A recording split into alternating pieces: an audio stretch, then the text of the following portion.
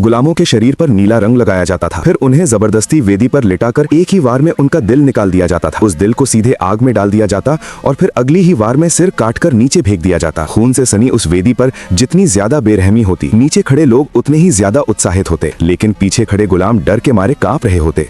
कुछ तो वहीं डर से पेशाब तक कर देते। ये सब किया जाता था सूर्य देवता को खुश करने के लिए। उनका मानना था कि इंसानी बलि देने से बीमारियां दूर होंगी और बारिश आएगी। अब अगली बारी थी बेचारा बलराम की। उसे वेदी पर कसकर पकड़ लिया जाता है और जैसे ही बलि देने वाले होते हैं तभी अचानक आसमान में अंधेरा छा जाता है। पूरा सूर्य ग्रहण, पूरा कबीला घबरा जाता है। पुजारी तुरंत कुछ मंत्र बोलता है और कुछ ही पलों में आसमान फिर साफ हो जाता है। कबीले को लगता है कि सूर्य देवता उनकी पूजा से खुश हो गए हैं और इसी वजह से बलराम की जान बच जाती है। लेकिन ये उसकी आजादी नहीं थी, बल्कि एक और खतरनाक खेल की शुरुआत थी। उन्हें एक मैदान में ले जाया जाता है और कहा जाता है कि जो भी उस मक्का के खेत तक जिंदा पहुंच जाएगा वही आजाद होगा। और फिर शुरू होता है मौत का खेल। कोई तीर से मारा जाता है, कोई पत्थरों से कुचल दिया जाता है। बलराम समझ जाता है कि ये उसका आखिरी मौका है।